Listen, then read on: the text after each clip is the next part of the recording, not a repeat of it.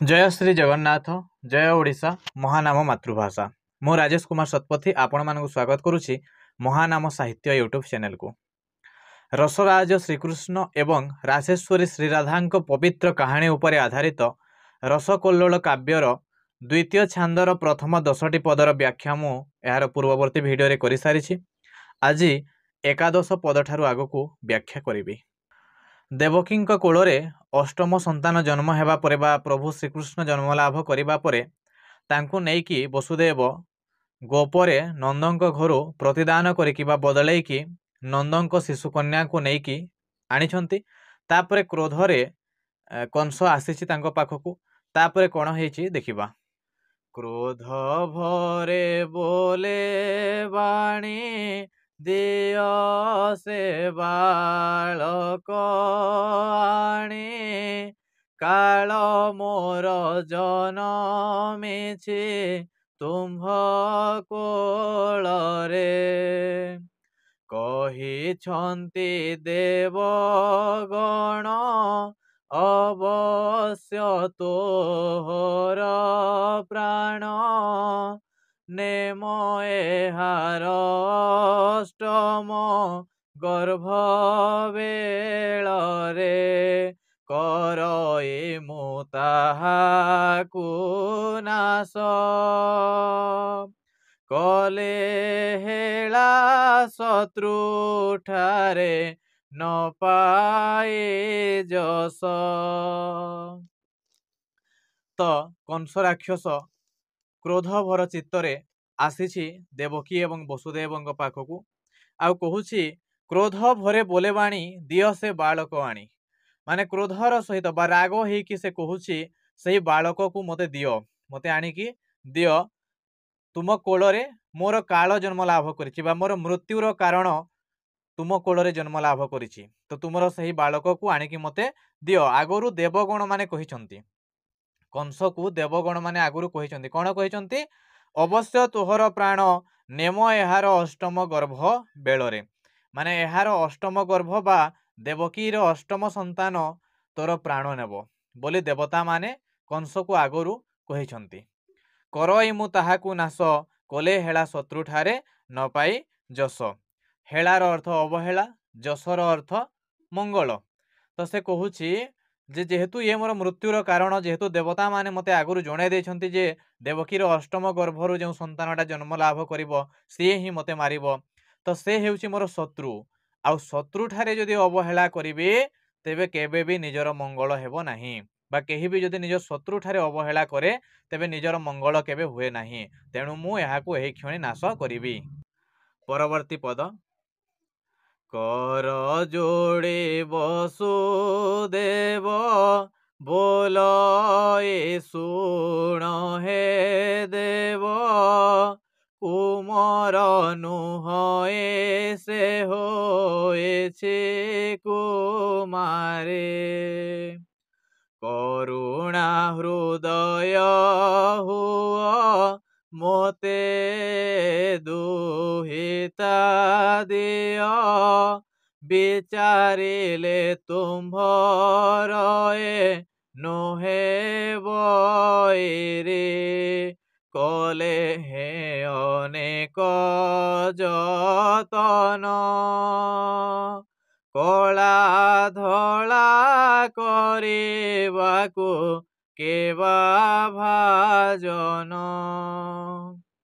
तो जेतेबेले कंस कहिछि राग हेकि जे तुमर से संतान को दियो मु ताकू मारिबी बा तार नाश करिबी तो सेतेबेले वसुदेव हाथ जोड़िकी विनयतार सहित कहउछंती हे देव एई तो कुमार होइनी गोटे कुमारी जन्म होइछि माने देवकी अष्टम गर्भरे कुमार जन्म होइनी गोटे कुमारी जन्म होइछि बोली वसुदेव कहउछंती। आउ से निवेदन करूछंती कंस को जे करुणा हृदय हुओ मते दुहिता दियो थोड़े दया कर निज हृदय रु टिके करुणा जात कर एवं एई झियो को एई दुहिता को मते दियो एहाकू मारनी विचारिले तुम्भर ए नुहे बैरी जदि विचार करिबा तेबे ये तुम्भर बैरी नुहे कहीं ना ये गोटे सामान्य झीटे दुहिताटे ये तो पुत्र संतान नुहे जे बड़ हेले तुमको मारिबो ये तो झीटे दुहिताटे तो ये तुमर शत्रु नुहे तुमर बैरी नुहे थोड़े विचार कर ଆଉ ଦୟା ହୃଦୟର ସହିତ ମୋତେ ଏହି କନ୍ୟାଟିକୁ ଦିଅ, ମାର ନାହିଁ। କଲେ ହେ ଅନେକ ଯତନ, କଳା ଧଳା କରିବାକୁ କେବା ଭାଜନ। ମାନେ ଯେତେ ଯତନ କଲେ ବି କଳାକୁ କ'ଣ କିଏ ଧଳା କରିପାରିବ? ବା ଗୋଟେ କୁମାରୀକୁ କ'ଣ ଯେତେ ଯତନର ସହ ବଢ଼େଇଲେ ବି ସେ କ'ଣ କୁମର ହୋଇପାରିବ? ନା, ସେ କେବେ କୁମର ହେଇପାରିବ ନାହିଁ। ଏମିତି କହିକି ବୁଝାଉଛନ୍ତି ବସୁଦେବ କଂସକୁ। ତାପରେ ତ୍ରୟୋଦଶ ପଦ, କର୍ପୂର ଚନ୍ଦନ ଦେଇ ରସୁଣ ରୋପିଲେ ନେଇ, କେତେବେଳେ ଛାଡ଼ଇ କୁତ୍ସିତ ବାସନା, କୁଟିଳ ଦୁଷ୍ଟ ନାସ୍ତିକ ମହାପାପୀ ଅବିବେକ, ଲୋକଙ୍କ ସ୍ୱଭାବ ସେହି ପ୍ରକାରେ ସିନା, କୋକିଳ ବଚନ ମଧୁର, କରଇ ବିଯୋଗୀ ଜନ ମନ ବିଧୁର।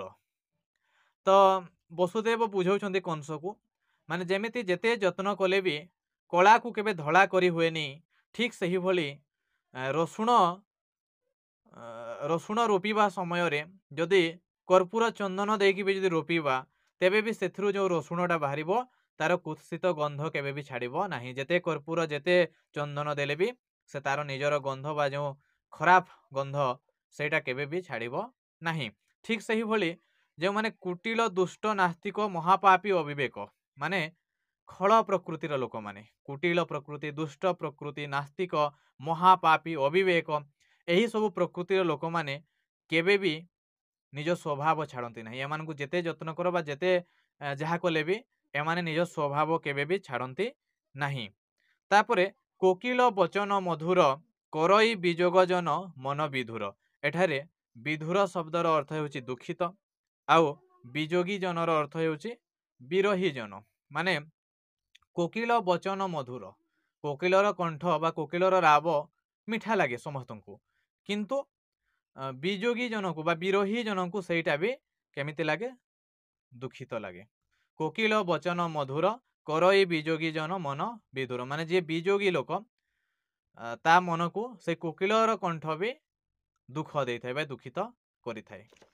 ତ ଏଠାରେ କହିବାର ତାତ୍ପର୍ଯ୍ୟ ହେଉଛି ଯେ ରସୁଣରେ ବା ରସୁଣ ରୋପିବା ସମୟରେ ଯେତେ କର୍ପୂର ଚନ୍ଦନ ଦେଲେ ବି ତାର କୁତ୍ସିତ ଗନ୍ଧ କେବେ ଛାଡ଼ି ନଥାଏ। ଖଳ ପ୍ରକୃତିର ଲୋକମାନେ ଯେତେ ଯାହା କଲେ ବି ନିଜ ସ୍ୱଭାବ କେବେ ଛାଡ଼ି ନଥାନ୍ତି। ଆଉ ଯିଏ ବିରହୀ ଲୋକ ତାକୁ ଯେତେ କୋକିଳର କଣ୍ଠ ଶୁଣେଇଲେ ବି ତାର ଦୁଃଖ, ମାନେ ସେ ସେମିତି ଦୁଃଖିତ ହିଁ ରହିଥାଏ। ତାପରେ ଚତୁର୍ଦଶ ପଦ, କଲା ମନରେ ବିଚାର, ବିଷ୍ଣୁ ମାୟା ଅଗୋଚର, କାମିନୀ ରୂପେ ମାରିଛି ବୈଲୋଚନ, କରିଛି ଶିବକୁ ଯାହା, କର୍ଣ୍ଣେ ଶୁଣିଅଛି ତାହା, କେମନ୍ତେ ଏହାକୁ ମୁଁ କରିବି ମୋଚନ, କାତ୍ୟାୟନୀ ଯୁବତୀ ହୋଇ, କୌଣପ କୂଳକୁ ସେ କି କରି ନାହିଁ। ମାନେ କଂସ ବି ବହୁତ ସଚେତନ ତା ନିଜ ଜୀବନ ପ୍ରତି। ତ ସେ ମନେ ପକାଉଛି ଯେ ସେହି ବିଷ୍ଣୁ ଅତୀତରେ ନାରୀ ରୂପ ନେଇକି ବି ଅନେକ ଲୀଳା କରିଛନ୍ତି, ଅନେକ ରାକ୍ଷସକୁ ମାରିଛନ୍ତି। ସେଥିପାଇଁ ସେ କହୁଛି କଲା ମନରେ ବିଚାର, ମାନେ କଂସ ତା ମନରେ ବିଚାର କରିଛି, କ'ଣ ସତରେ ଦୁହିତା ମୋର ବୈରୀ ନୁହେଁ? କ'ଣ ସତରେ ଦେବକୀର ଅଷ୍ଟମ ଗର୍ଭରେ ଗୋଟେ ଝିଅ ଜନ୍ମ ହୋଇଥିବାରୁ ସେ ମୋତେ ମାରିପାରିବ ନାହିଁ? ଏହି ବିଚାର କରିଛି। ଆଉ ସେ ମନେ ପକେଇଛି ଅତୀତର କଥା, ଆଉ କହୁଛି ବିଷ୍ଣୁର ମାୟା ଅଗୋଚର, ବିଷ୍ଣୁ କେତେବେଳେ କେଉଁ ରୂପରେ କାହାକୁ ମାରିବ କହିହେବ ନାହିଁ। ବିଷ୍ଣୁର ମାୟା ଅଗୋଚର, କାମିନୀ ରୂପେ ମାରିଛି ବୈଲୋଚନ। ତ ଅତୀତରେ ପ୍ରହ୍ଲାଦର ପୁତ୍ର ଥିଲେ ବୈଲୋଚନ, ଭକ୍ତ ପ୍ରହ୍ଲାଦଙ୍କ ପୁତ୍ର ବୈଲୋଚନ। ସେହି ବୈଲୋଚନକୁ ମାରିବା ପାଇଁ ବିଷ୍ଣୁ ମାଳତୀ କନ୍ୟା ରୂପ ଧାରଣ କରିଥିଲେ। କାମିନୀର ଅର୍ଥ ନାରୀ, ନାରୀ ରୂପ ଧାରଣ କରିଥିଲେ ବା ମାଳତୀ କନ୍ୟା ରୂପ ଧାରଣ କରିଥିଲେ। ଆଉ ସେହି ରୂପରେ ବୈଲୋଚନକୁ ସେ ମାରିଥିଲେ। ତାପରେ କରିଛି ଶିବକୁ ଯାହା, କର୍ଣ୍ଣେ ଶୁଣିଅଛି ତାହା। ତ କଂସ ବିଚାର କରୁଛି ଇଏ ଅତୀତରେ ନାରୀ ରୂପ ଧାରଣ କରିକି ବା ମୋହିନୀ ରୂପ, ମୋହିନୀ କନ୍ୟା ରୂପ ଧାରଣ କରିକି ଶିବକୁ କେଉଁଭଳି ହଟହଟା କରିଛନ୍ତି ସେଇଟା ମୁଁ ଜାଣିଛି, ଏଇ ବିଷ୍ଣୁର ମାୟା ମୁଁ ଜାଣିଛି। ତାପରେ କେମନ୍ତେ ଏହାକୁ ମୁଁ କରିବି ମୋଚନ, ଏହାକୁ ମୁଁ କେମିତି ଛାଡ଼ିଦେବି, କେମିତି ମୁକ୍ତି ଦେଇଦେବି? ଇଏ ତ ଅତୀତରେ ବୈଲୋଚନକୁ ନାରୀ ରୂପରେ ମାରିଛି, ଅତୀତରେ ଶିବକୁ ହଟହଟା କରିଛି ନାରୀ ରୂପ ଧାରଣ କରିକି, ତ ଏହାକୁ ମୁଁ କେମିତି ମୁକ୍ତି ଦେଇଦେବି, କେମିତି ଛାଡ଼ିଦେବି? କାତ୍ୟାୟନୀ ଯୁବତୀ ହୋଇ, କୌଣପ କୂଳକୁ ସେ କି କରି ନାହିଁ। ତାପରେ କାତ୍ୟାୟନୀ ବା ଦୁର୍ଗା ରୂପକ ନାରୀ ହୋଇକି ରାକ୍ଷସ କୂଳର ଏ କ'ଣ ବା କ୍ଷତି ନ କରିଛି? ସେ କାହାଣୀ ସମସ୍ତଙ୍କୁ ଜଣା। ମହିଷାସୁରକୁ ମାରିବା ପାଇଁ ନାରୀ ରୂପ ଧାରଣ କରିବାକୁ ପଡ଼ିଥିଲା, ଦୁର୍ଗା ରୂପରେ ହିଁ ତାର ବଧ ହେଇଥିଲା। ତ ସେ ସବୁ କଥା ମନେ ପକାଇଛି କଂସ, ଆଉ ବିଚାର କରୁଛି ନାଇଁ ନାଇଁ ନାଇଁ ଏହାକୁ ଛାଡ଼ି ହେବ ନାହିଁ। ନାରୀ ହୋଇଥିଲେ ବି ବିଷ୍ଣୁର ମାୟା ହେଉଛି ଅଗୋଚର, ଇଏ ନାରୀ ରୂପରେ ବି ବହୁତ ପରାକ୍ରମୀ ରାକ୍ଷସ ମାନଙ୍କୁ ଆଗରୁ ମାରିଛି। ତାପରେ ପଞ୍ଚଦଶ ପଦ করে ଧରି କୁମାରୀକି କଚାଡ଼ନ୍ତେ ଶିଳେ ଟେକି ଆକାଶ ମଣ୍ଡଳେ ଦେବୀ ଯାଇ ରହିଲେ କାରଣ ନଥାଇ ମୋତେ କୋପ ଯେ କଲୁ ତ ଚିତ୍ତେ କାଳେ କାଳକୁ ଦେଖିବୁ ବୋଲି ବୋଇଲେ କାଳେ କାଳକୁ ଦେଖିବୁ ବୋଲି ବୋଇଲେ କହି ହେଲେ ଅନ୍ତରହିତ କୁରାଳ ଚକ୍ର ପରାଏ ଭ୍ରମିଲା ଚିତ୍ତ। ତାପରେ କଂସ ବିଚାର କରିବା ପରେ ସେହି କୁମାରୀକୁ ନେଇଛି ଆଉ ଶିଳ ଉପରେ ବା ଯେଉଁ ପଥରର ଗୋଟେ ଉପକରଣ ଯାହାକୁ ଶିଳ କୁହାଯାଏ ତା ଉପରେ କଚାଡ଼ି ଦେଇଛି।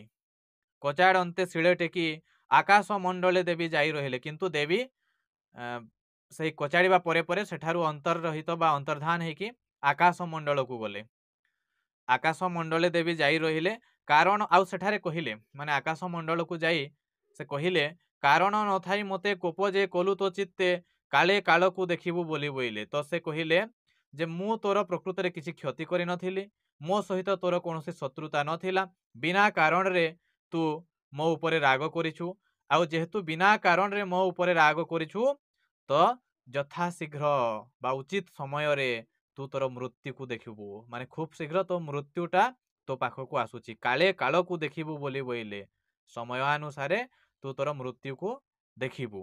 କହି ହେଲେ ଅନ୍ତରହିତ, ଏତେ କହିକି ଦେବୀ ଅନ୍ତର୍ଧାନ ହେଇଗଲେ, ଉଭାନ ହେଇଗଲେ। ଆଉ ଏଇ କଥା ଶୁଣିକି କୁରାଳ ଚକ୍ର ପରାଏ ଭ୍ରମିଲା ଚିତ୍ର, କୁମ୍ଭାରର ଚକ ଯେମିତି ବୁଲୁଥାଏ ଠିକ୍ ସେହିଭଳି କଂସର ମୁଣ୍ଡ ବୁଲିଲା, ତାର ଚିତ୍ତ ବୁଲିଲା। ତାପରେ ଷୋଡ଼ଶ ପଦ କଲା ପୁଣି କୁବିଚାର କେଶୀ ଅଘା ବକାସୁର ଶକଟା ତୃଣାବର୍ତ୍ତକ ପୁତନା ଡାକି କରିବ ତୁମ୍ଭେ ଏତେକ କଅଁଳା ପୁଅ ଯେତେକ ମାରିବାକୁ ଯେ ଯାହାରେ ରହିବ ଟାକି କଂସ ଆଜ୍ଞା ପାଇ ସେ ଦୂତେ କଲେ ବାଳକ ନାଶନ ଉପାୟ ଚିତ୍ତେ। ତ କଂସ ଯେହେତୁ ଗୋଟେ ରାକ୍ଷସ ତା ମନରେ ସବୁବେଳେ କୁବିଚାର ହିଁ ଆସିବ, ତ ସେ ପୁଣି କୁବିଚାର କରିଛି ଆଉ ତାର ଅନୁଚର ମାନଙ୍କୁ ଯେମିତିକି କେଶୀ ଅଘା ବକାସୁର ଶକଟା ତୃଣାବର୍ତ୍ତକ ପୁତନା ଆଦି ଅନୁଚର ମାନଙ୍କୁ ଡାକିକି ସେ କ'ଣ କହିଛି, କରିବ ତୁମ୍ଭେ ଏତେକ କଅଁଳା ପୁଅ ଯେତେକ ମାରିବାକୁ ଯେ ଯାହାରେ ରହିବ ଟାକି।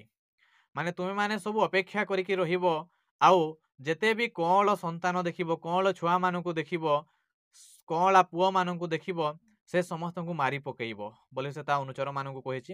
ଆଉ କଂସର ଆଜ୍ଞା ପାଇକି ସେ ଦୂତମାନେ ଯାଇଛନ୍ତି ବାଳକମାନଙ୍କୁ ମାରିବାର ଆଶା ନେଇକି ବା ବାଳକମାନଙ୍କୁ ବା କଅଁଳ ପିଲାମାନଙ୍କୁ ମାରିବାର ଉଦ୍ଦେଶ୍ୟ ନେଇକି ସେମାନେ ସବୁ ଯାଇଛନ୍ତି। ତ ଏବେ ଦେଖିବା ଏଇ ଯେଉଁ ରାକ୍ଷସ ମାନଙ୍କ ନାମ ରହିଛି ସେମାନଙ୍କ ବିଷୟରେ କିଛି କିଛି ଜାଣିନେବା। ତ ପ୍ରଥମ ନାମଟା ହେଉଛି କେଶୀ, ସେ ହେଉଛି କଂସର ଜଣେ ଅନୁଚର। ଆଉ ଶ୍ରୀକୃଷ୍ଣ ଭାଣ୍ଡିର ବନରେ କେଶୀକୁ ହତ୍ୟା କରିଥିଲେ, ଆଉ ସେ ଅଶ୍ୱରୂପ ଧାରଣ କରିକି ବ୍ରଜବାସୀଙ୍କ ଉପରେ ଅତ୍ୟାଚାର କରୁଥିଲା। ଶ୍ରୀକୃଷ୍ଣଙ୍କ ଆକ୍ରମଣ ଫଳରେ ଶ୍ୱାସରୁଦ୍ଧ ହୋଇକି ତାର ପ୍ରାଣ ଯାଇଥିଲା। ତାପରେ ଅଘା, ଅଘା ହେଉଛି ପୁତନାର ଭାଇ ଏବଂ ବକାସୁର ବଡ଼ ଭାଇ। ଆଉ ଇଏ ଅଜଗର ସାପ ରୂପ ହେଇକି ଶିଶୁମାନଙ୍କୁ ମାରିବା ଉଦ୍ଦେଶ୍ୟରେ ଆସିଥିଲା, ଆଉ ଗୋପ ବାଳକମାନଙ୍କୁ ସେ ଗିଳି ଦେଇଥିଲା। ତାପରେ ତା ଗର୍ଭରେ ପ୍ରବେଶ କରିଥିଲେ ଶ୍ରୀକୃଷ୍ଣ ଏବଂ ଏପରି ଭାବରେ ଶ୍ରୀକୃଷ୍ଣ ଫୁଲି ଉଠିଲେ ଯେ ସେହି ରାକ୍ଷସ ବା ଅଜଗର ରୂପୀ ଅଘାସୁରର ପେଟ ଫାଟି ଯାଇଥିଲା। ଆଉ ତାପରେ ଶ୍ରୀକୃଷ୍ଣ ତାଙ୍କ ଅମୃତ ଦୃଷ୍ଟି ବଳରେ ଗୋପ ବାଳକମାନଙ୍କୁ ଜୀବଦାନ କରିଥିଲେ। ତାପରେ ଆଉ ଗୋଟେ ହେଉଛି ବକାସୁର।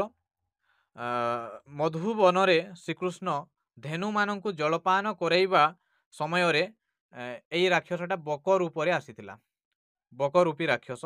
ଆଉ ଇଏ ବି ଶ୍ରୀକୃଷ୍ଣଙ୍କୁ ଗିଳି ଦେଇଥିଲା, କିନ୍ତୁ ଶ୍ରୀକୃଷ୍ଣଙ୍କ ତେଜ ସହି ନପାରି ପୁଣି ତାଙ୍କୁ ଉଦ୍ଗାରି ଦେଇଥିଲା ଆଉ ବା ବାନ୍ତି କରି ପକେଇଥିଲା। ତାପରେ କୃଷ୍ଣ ତା ଭିତରୁ ବାହାରିବା ପରେ ତା ଥଣ୍ଟ ଦୁଇଟିକୁ ଫାଡ଼ିକି ତାକୁ ମାରିଥିଲେ। ତାପରେ ଶକଟାସୁର, ଇଏ କଂସ ଦ୍ୱାରା ଗୋପପୁରକୁ ପ୍ରେରିତ ହୋଇକି ଯାଇଥିଲା ଶକଟ ରୂପ ଧାରଣ କରିକି, ଆଉ ଶ୍ରୀକୃଷ୍ଣଙ୍କୁ ମାରିବା ପାଇଁ ଚେଷ୍ଟା କରିଥିଲା, କିନ୍ତୁ ଶ୍ରୀକୃଷ୍ଣଙ୍କ ଦ୍ୱାରା ଇଏ ବି ହତ ହୋଇଥିଲା। ତାପରେ ତୃଣାବର୍ତ୍ତକ, କଂସର ଇଏ ବି ଗୋଟେ ଅନୁଚର, କୃଷ୍ଣଙ୍କୁ ହତ୍ୟା କରିବା ପାଇଁ ଏ ବି ଗୋପପୁରକୁ ଯାଇଥିଲା ଆଉ ବାୟୁ ରୂପେ କୃଷ୍ଣଙ୍କୁ ଧରି ପକାଇଥିଲା। ଶ୍ରୀକୃଷ୍ଣ ତା କାନ୍ଧରେ ଅତ୍ୟନ୍ତ ଗରୁ ହେବାରୁ ସେ ତାଙ୍କୁ ଫିଙ୍ଗି ମାରିଦେବାକୁ ଚେଷ୍ଟା କରିଥିଲା, କିନ୍ତୁ ଶ୍ରୀକୃଷ୍ଣ ତାର ତଣ୍ଟି ଚିପି ହତ୍ୟା କରିଥିଲେ। ଆଉ ଏଇ ତୃଣାବର୍ତ୍ତକର ଗୋଟିଏ ପୂର୍ବ ଜନ୍ମର କାହାଣୀ ବି ଅଛି। ସେ ପୂର୍ବେ ପାଣ୍ଡ୍ୟ ଦେଶ ରାଜା ସହସ୍ରାକ୍ଷ ନାମରେ ପରିଚିତ ଥିଲା। ଆଉ ଗନ୍ଧମାର୍ଦ୍ଧନ ପର୍ବତର ଅରଣ୍ୟରେ ରାଣୀମାନଙ୍କ ସହ କେଳି କରୁଥିବା ସମୟରେ ସେହି ବାଟ ଦେଇ ଦୁର୍ବାସା ଋଷି ଯାଉଥିଲେ। ଆଉ ଦୁର୍ବାସା ଋଷିଙ୍କୁ ସେ ଉପଯୁକ୍ତ ସମ୍ମାନ ନ ଦେବାରୁ ଋଷି ତାଙ୍କୁ ଅଭିଶାପ ଦେଇଥିଲେ ଆଉ ସେ ଅଭିଶପ୍ତ ହେଇକି ରାକ୍ଷସ ରୂପେ ଜନ୍ମ ଲାଭ କରିଥିଲା। ତାପରେ ଅଘାସୁର ଏବଂ ବକାସୁରର ଭଉଣୀ ହେଉଛି ପୁତନା, ଯିଏକି ବାଳଘାତିନୀ ରାକ୍ଷସୀ, କେବଳ ବାଳକମାନଙ୍କୁ ଇଏ ମାରୁଥିଲା। ଆଉ କଂସ ଆଦେଶରେ ସେ ସୁନ୍ଦରୀ ସ୍ତ୍ରୀ ରୂପ ଧାରଣ କରିକି କୃଷ୍ଣଙ୍କୁ ମାରିବା ପାଇଁ ଆସିଥିଲା, କିନ୍ତୁ ତା ସ୍ତନପାନ ସମୟରେ ତା ପ୍ରାଣକୁ ଶୋଷି ନେଇଥିଲେ ଶ୍ରୀକୃଷ୍ଣ। ଏତେ ସବୁ ଅନୁଚର ରାକ୍ଷସ ମାନଙ୍କୁ କଂସ ପଠାଇଥିଲା ଗୋପପୁରର ସମସ୍ତ କଅଁଳ ଛୁଆମାନଙ୍କୁ ମାରିଦେବା ପାଇଁ, କିନ୍ତୁ ସେହି ସମସ୍ତଙ୍କୁ କୃଷ୍ଣ ମାରି ଦେଇଥିଲେ। ତାପରେ ସପ୍ତଦଶ ପଦ, କମଳ ନୟନ ହରି ନନ୍ଦପୁରେ ବିଜେ କରି କଲେ ନାନା ଉତ୍ସବ ଆନନ୍ଦ ଭିଆଣ, କେତେ ଠାରେ କେତେ ଗୀତ କେତେ ରୂପେ ହୁଏ ନୃତ୍ୟ, କହିବାକୁ ବଚନେ କେ ଅବା ସିଂହାଣ, କଲେ ସୁତ ଗୃହ ବିଧାନ କେ କହିବା ନନ୍ଦ ଦେଲେ ଯେତେକ ଦାନ। ତ କମଳ ନୟନ ହରି ନନ୍ଦପୁରେ ବିଜେ କରି, ମାନେ ଯେତେବେଳେ କମଳ ନୟନ ହରି ବା ମହାବିଷ୍ଣୁ ଶ୍ରୀକୃଷ୍ଣ ରୂପ ଧାରଣ କରିକି ନନ୍ଦପୁରରେ ବିଜେ କରିଛନ୍ତି ବା ଗୋପପୁରରେ ନନ୍ଦର ଘରେ ବିଜେ କରିଛନ୍ତି, ସେହି ସମୟରେ ଗୋପପୁରରେ ଅନେକ ପ୍ରକାର ଆନନ୍ଦ ଉତ୍ସବର ଭିଆଣ ହେଇଛି ବା ସୃଷ୍ଟି ହେଇଛି ବା ଆନନ୍ଦ ଉତ୍ସବର ଆୟୋଜନ କରାଯାଇଛି। କେତେ ଠାରେ କେତେ ଗୀତ କେତେ ରୂପେ ହୁଏ ନୃତ୍ୟ। ତ ଗୋପପୁରରେ କେତେ ସ୍ଥାନରେ ବିଭିନ୍ନ ପ୍ରକାର ଗୀତର ଆୟୋଜନ ହୋଇଛି, ତ କେତେକ ସ୍ଥାନରେ ନୃତ୍ୟର ଆୟୋଜନ ହେଇଛି। କହିବାକୁ ବଚନେ କିଏ ବା ସିଂହାଣ, ସିଂହାଣର ଅର୍ଥ ହେଉଛି ଚତୁର ବା କୁଶଳ, ମାନେ ଏମିତି ଭାବରେ ଆନନ୍ଦ ଉତ୍ସବ ଗୋପପୁରରେ ହେଇଛି ଯେ ତାକୁ ବର୍ଣ୍ଣନା କରିବା ପାଇଁ ବି କେହି ଚତୁର ବା କୁଶଳ ନାହାନ୍ତି ବୋଲି କବି କହୁଛନ୍ତି, ମାନେ କେହି ବି ସେଇଟା ବର୍ଣ୍ଣନା କରିପାରିବେ ନାହିଁ, ଅବର୍ଣ୍ଣନୀୟ ସେଇଟା। ତାପରେ କଲେ ସୁତ ଗୃହ ବିଧାନ, ସୁତ ଗୃହ ବିଧାନ ବା ଏନ୍ତୁଡ଼ିଶାଳରେ ଯେଉଁ ବିଧି ବିଧାନ ସବୁ ରହିଛି ଆମ ହିନ୍ଦୁ ପରମ୍ପରାରେ, ସେହି ସବୁ ବିଧି ବିଧାନ କରିଛନ୍ତି। ଆଉ କିଏ କହିବା ନନ୍ଦ ଦେଲେ ଯେତେକ ଦାନ, ନନ୍ଦ ରାଜା ସେହି ସମୟରେ ଯେତେ ଦାନ ଦେଇଛନ୍ତି ତାହା କଳନା କରି ହେବ ନାହିଁ, ତାହା ବର୍ଣ୍ଣନା କରି ହେବ ନାହିଁ। ତେଣୁକରି କବି କହୁଛନ୍ତି ନନ୍ଦ ଯେତେ ଦାନ ଦେଲେ କିଏ ବା ତାହା କହିପାରିବ। ତାପରେ ଅଷ୍ଟାଦଶ ପଦ, କନକର ଦୀପାବଳି ଚାରି ପାରୁଷରେ ଜାଳି, ଚାରୁ ଚନ୍ଦ୍ରା ତପମାନ ନେଇ ମଣ୍ଡିଲେ, କର୍ପୂର ଚନ୍ଦନ ଛରା ପକାଇ ସେ ପୁର ତୋରା, କରାଇ ଅଳକା ପୁର ତୋରା ଖଞ୍ଜିଲେ, କନ୍ୟା ଖମ୍ବେ ଖଟାଇ ଦୋଳି, କୁମାରଙ୍କୁ ଶୁଆଇ ଦେଲେ ହୁଳହୁଳି। କନକର ଦୀପାବଳି, କନକର ଅର୍ଥ ହେଉଛି ସୁନା, ମାନେ ସୁନାର ଦୀପାବଳି ଜାଳିଲେ, କେଉଁଠାରେ ଜାଳିଲେ? ଚାରି ପାରୁଷରେ, ମାନେ ଚାରିପାର୍ଶ୍ୱରେ, ଗୋପପୁରର ସବୁଆଡ଼େ ସୁନାର ଦୀପାବଳି ଜାଳିଲେ। ଚାରୁ ଚନ୍ଦ୍ରା ତପମାନ ନେଇ ମଣ୍ଡିଲେ, ଚାରୁର ଅର୍ଥ ହେଉଛି ସୁନ୍ଦର, ଚନ୍ଦ୍ରା ତପର ଅର୍ଥ ହେଉଛି ଚାନ୍ଦୁଆ। ତ ସୁନ୍ଦର ସୁନ୍ଦର ଚାନ୍ଦୁଆ ସବୁ ଗୋପପୁରରେ ଖଞ୍ଜି ଦିଆଗଲା, ସବୁଆଡ଼େ ମଣ୍ଡିଲେ ଅର୍ଥାତ୍ ସଜାଇ ଦେଲେ। ଗୋପପୁରର ସବୁଆଡ଼େ ସୁନ୍ଦର ସୁନ୍ଦର ରଙ୍ଗ ବେରଙ୍ଗର ଚାନ୍ଦୁଆ ସବୁ ସଜାଇ ଦେଲେ। କର୍ପୂର ଚନ୍ଦନ ଛରା ପକାଇ ସେ ପୁର ତୋରା, ଛରାର ଅର୍ଥ ହେଉଛି ସିଞ୍ଚନ କରିବା, ମାନେ କର୍ପୂର ଏବଂ ଚନ୍ଦନ ସବୁଆଡ଼େ ସିଞ୍ଚନ କରାଗଲା ଆଉ ସେହି ପୁରକୁ ବା ସେହି ଗୋପପୁରକୁ ସୁନ୍ଦର କରି ଦିଆଗଲା। ତୋରାର ଅର୍ଥ ହେଉଛି ଶୋଭାମୟ ବା ସୁନ୍ଦର। ତ ଚନ୍ଦନ ଏବଂ କର୍ପୂରର ସିଞ୍ଚନ କରିକି ଗୋପପୁରକୁ ଶୋଭାମୟ କରି ଦିଆଗଲା। ଅଳକା ପୁର ତୋରା ଖଞ୍ଜିଲେ, ଅଳକା ପୁର ଅର୍ଥାତ୍ କୁବେରପୁର, କୁବେରପୁର ଭଳି ଗୋପପୁରକୁ ସଜାଇ ଦେଲେ, ସୁନ୍ଦର ସୁଶୋଭିତ କରିଦେଲେ। କନ୍ୟା ଖମ୍ବେ ଖଟାଇ ଦୋଳି, କୁମାରଙ୍କୁ ଶୁଆଇ ଦେଲେ ହୁଳହୁଳି। କନ୍ୟା ଖମ୍ବେ ଅର୍ଥାତ୍ ପ୍ରତିମା ସ୍ତମ୍ଭରେ ଦୋଳି ଖଞ୍ଜିକି ସେଥିରେ ଶ୍ରୀକୃଷ୍ଣଙ୍କୁ ଶୁଆଇ ଦେଲେ ଏବଂ ଗୋପ ନାରୀମାନେ ହୁଳହୁଳି ଦେଲେ। ତାପରେ ଊନବିଂଶ ପଦ, କାମପାଳ ଆଗତ ହିଁ ଜାତ ହୋଇଥିଲେ ରହି, କ୍ରମେ ବେନି ଭାଇ ଯାଇ ହୋଇଲେ ସଙ୍ଗ, କାଳିନ୍ଦୀ ସୁର ସରିତ ହୋଇଲା ପ୍ରାୟ ଏକତ୍ୱ, କମନୀୟ ଦିଶେ କଳା ଧଳା ଶ୍ରୀଅଙ୍ଗ, କରିବାକୁ କଳୁଷ ନାଶ, କଲା ବିହି ମଞ୍ଚେ ବେନି ତୀର୍ଥ ପ୍ରକାଶ। କାମପାଳ ଅର୍ଥାତ୍ ବଳରାମ, ବଳରାମ ଆଗରୁ ଜାତ ହୋଇକି ସେଠାରେ ଯାଇକି ରହିଥିଲେ, କେଉଁଠାରେ? ଗୋପପୁରରେ, ନନ୍ଦଙ୍କ ଘରେ। ଆଉ କ୍ରମେ ବେନି ଭାଇ ଯାଇ ହୋଇଲେ ସଙ୍ଗ, ତାପରେ ଶ୍ରୀକୃଷ୍ଣ ଆସିବା ପରେ ଉଭୟଙ୍କର ମିଳନ ଘଟିଛି। ସତେ ବଡ଼ ଅପୂର୍ବ ଏହି ମିଳନ, ଯାହାକୁ କବି କ'ଣ କହୁଛନ୍ତି? କାଳିନ୍ଦୀ ସୁର ସରିତ, କାଳିନ୍ଦୀ ଅର୍ଥାତ୍ ଯମୁନା ନଦୀ ଆଉ ସୁର ସରିତ ଅର୍ଥାତ୍ ଗଙ୍ଗା ନଦୀ, ମାନେ ସତେ ଯେମିତି ଯମୁନା ନଦୀ ଏବଂ ଗଙ୍ଗା ନଦୀର ମିଳନ ଘଟିଛି। ହୋଇଲା ପ୍ରାୟ ଏକତ୍ୱ, ମାନେ ଯମୁନା ନଦୀ ଏବଂ ଗଙ୍ଗା ନଦୀ ଏକତ୍ୱ ହେଲା ପ୍ରାୟ ଦିଶୁଛନ୍ତି କେଉଁମାନେ? ଶ୍ରୀକୃଷ୍ଣ ଏବଂ ବଳରାମ, ବା କମନୀୟ ଦିଶେ କଳା ଧଳା ଶ୍ରୀଅଙ୍ଗ। ଶ୍ରୀକୃଷ୍ଣଙ୍କ କଳା ଅଙ୍ଗ ଏବଂ ବଳରାମଙ୍କ ଧଳା ଅଙ୍ଗ, ଯମୁନାର କଳା ଜଳ ଏବଂ ଗଙ୍ଗାର ଧଳା ଜଳ ପ୍ରାୟ ସୁଶୋଭିତ ଦେଖାଯାଉଛନ୍ତି। କରିବାକୁ କଳୁଷ ନାଶ, କଲା ବିହି ମଞ୍ଚେ ବେନି ତୀର୍ଥ ପ୍ରକାଶ। ତ କବି କହୁଛନ୍ତି ଯେ ଏଇ ପୃଥିବୀର ପାପ ଭାରାକୁ ବିନାଶ କରିବା ପାଇଁ ବିଧି ଏ ଦୁଇଟି ତୀର୍ଥର ପରିପ୍ରକାଶ ଘଟାଇଛି, ବା ଶ୍ରୀକୃଷ୍ଣ ଏବଂ ବଳରାମଙ୍କୁ ଦୁଇଟି ତୀର୍ଥ ଭାବରେ ଏଠାରେ କବି ବର୍ଣ୍ଣନା କରୁଛନ୍ତି ଆଉ କହୁଛନ୍ତି ଏହି ପୃଥିବୀର ପାପ ଭାରାର ବିନାଶ କରିବା ପାଇଁ ବା କଳୁଷର ନାଶ କରିବା ପାଇଁ ଏମାନଙ୍କୁ ମର୍ତ୍ତ୍ୟପୁରକୁ ବିହି ପଠେଇଛି ବୋଲି କବି କହୁଛନ୍ତି। ତାପରେ ଦ୍ୱିତୀୟ ଛାନ୍ଦର ଅନ୍ତିମ ପଦ, କର ଏଇ ପବିତ୍ର ଆନ, ତୀର୍ଥ ଜଳେ କଲେ ସ୍ନାନ, ଏ ତୀର୍ଥ ନାମରେ ନାନା ଦୁରିତ ନାଶେ, କୈବଲ୍ୟ ଲୋଭୀ ହେଳେ ନ ପଡ଼ି ଜଠର ଜଳେ, ବୈକୁଣ୍ଠେ ବସି ବୈକୁଣ୍ଠ ସନ୍ତୋଷେ, କରି ଏହି ତୀର୍ଥ କୀର୍ତ୍ତନ, କରୁଥାଇ ଦୀନକୃଷ୍ଣ ସୁଖେ ନର୍ତ୍ତନ। ତ କବି ଦୀନକୃଷ୍ଣ ଦାସ କହୁଛନ୍ତି କର ଏଇ ପବିତ୍ର ଆନ, ତୀର୍ଥ ଜଳେ କଲେ ସ୍ନାନ, ମାନେ ତୀର୍ଥ ଜଳରେ ସ୍ନାନ କଲେ ଆମ ମସ୍ତିଷ୍କ ପବିତ୍ର ହୋଇଥାଏ, ଆମ ମନ ପବିତ୍ର ହୋଇଥାଏ, ଆମ ଦେହ ପବିତ୍ର ହୋଇଥାଏ। ଆଉ ଏଇ ତୀର୍ଥ ସେମିତି ତୀର୍ଥ ନୁହେଁ, ମାନେ କୃଷ୍ଣ ଏବଂ ବଳରାମଙ୍କୁ ସେ ତୀର୍ଥ ଭାବରେ ବର୍ଣ୍ଣନା କରିଛନ୍ତି ଆଉ କହୁଛନ୍ତି ଯେମିତି ଗଙ୍ଗା ଯମୁନା ଆଦି ତୀର୍ଥରେ ସ୍ନାନ କଲେ ଦେହ ପବିତ୍ର ହୋଇଥାଏ, ମନ ପବିତ୍ର ହୋଇଥାଏ, କିନ୍ତୁ ଏଇ ତୀର୍ଥରେ ସ୍ନାନ କରିବାର ଆବଶ୍ୟକତା ନାହିଁ। ଏଇ ତୀର୍ଥର ନାମରେ ହିଁ ସବୁ ଦୁରିତ ନାଶ ହୋଇଥାଏ। ଦୁରିତ ବା ପାପ, ମାନେ ପାପର ନାଶ କରିବା ପାଇଁ ଏଇ ତୀର୍ଥରେ ସ୍ନାନ କରିବାକୁ ପଡ଼େନି, କେବଳ ଏଇ ତୀର୍ଥର ନାମରୁ ହିଁ ପାପର ବିନାଶ ହୋଇଯାଏ। କୈବଲ୍ୟ ଲୋଭୀ ହେଲେ ନ ପଡ଼ି ଜଠର ଜଳେ। କୈବଲ୍ୟର ଅର୍ଥ ହେଉଛି ମୁକ୍ତି। ଆମ ଉତ୍କଳୀୟ ବୈଷ୍ଣବ ପରମ୍ପରା ଅନୁସାରେ ପୁନର୍ଜନ୍ମ କେମିତି ନ ହେବ ତାହା ସମସ୍ତେ ଚାହାନ୍ତି, ବା ମୋକ୍ଷ ପ୍ରାପ୍ତି ହେଉଛି ପରମାର୍ଥ ବୋଲି ଗ୍ରହଣ କରନ୍ତି। ତ ସେହି ହିସାବରେ କବି କହୁଛନ୍ତି ଯେ ଯିଏ କୃଷ୍ଣ ଏବଂ ବଳରାମଙ୍କ ନାମ ଭଜନ କରିବ ବା ନାମ ଜପ କରିବ ତାର ମୁକ୍ତି ହୋଇଥାଏ, ମୋକ୍ଷ ପ୍ରାପ୍ତି ହୋଇଥାଏ, ଆଉ ପୁନର୍ଜନ୍ମ ନେବାକୁ ପଡ଼େନି। ନ ପଡ଼ି ଜଠର ଜଳେ, ମାନେ ଜଠର ଅର୍ଥାତ୍ ଉଦର ଯନ୍ତ୍ରଣାରେ, ମାନେ ପୁନର୍ଜନ୍ମର ଦୁଃଖ ଆଉ ଭୋଗ କରିବାକୁ ପଡ଼େ ନାହିଁ। ଜନନୀ ଜଠରେ ରହିକି ଆଉ ଥରେ ସେହି ଦୁଃଖ ଭୋଗ କରିବାକୁ ପଡ଼େ ନାହିଁ ଯିଏ କୃଷ୍ଣ ଏବଂ ବଳରାମଙ୍କ ନାମକୁ ଭଜନ କୀର୍ତ୍ତନ ବା ଜପ କରିଥାଏ। ତାପରେ ଯିଏ ପ୍ରଭୁଙ୍କ ନାମ ନେଇଥାଏ ସିଏ ପୁନର୍ଜନ୍ମ ନ ଲୋଭିକି ସିଧା ବୈକୁଣ୍ଠକୁ ଯାଇଥାଏ ଆଉ ସେଠାରେ ବିଷ୍ଣୁଙ୍କୁ ସନ୍ତୋଷ କରିଥାଏ। କରି ଏହି ତୀର୍ଥ କୀର୍ତ୍ତନ, କରୁଥାଇ ଦୀନକୃଷ୍ଣ ସୁଖେ ନର୍ତ୍ତନ। ତ ସେହି ରାମ ଏବଂ କୃଷ୍ଣଙ୍କ ନାମର କୀର୍ତ୍ତନ କରିକି କବି ଦୀନକୃଷ୍ଣ ସୁଖରେ ନୃତ୍ୟ କରୁଛନ୍ତି ବୋଲି ସେ ନିଜେ ଏଠାରେ ଦ୍ୱିତୀୟ ଛାନ୍ଦର ଶେଷରେ ଭଣିତା ଦେଖି କହୁଛନ୍ତି କରି ଏହି ତୀର୍ଥ କୀର୍ତ୍ତନ, କରୁଥାଇ ଦୀନକୃଷ୍ଣ ସୁଖେ ନର୍ତ୍ତନ। ସେହି ରାମକୃଷ୍ଣଙ୍କ ନାମ କୀର୍ତ୍ତନ କରିକି ସୁଖରେ ଦୀନକୃଷ୍ଣ ଦାସ ନୃତ୍ୟ କରୁଛନ୍ତି। ତ ଏତିକିରେ ଦ୍ୱିତୀୟ ଛାନ୍ଦର ବ୍ୟାଖ୍ୟା ସମାପ୍ତ ହେଲା।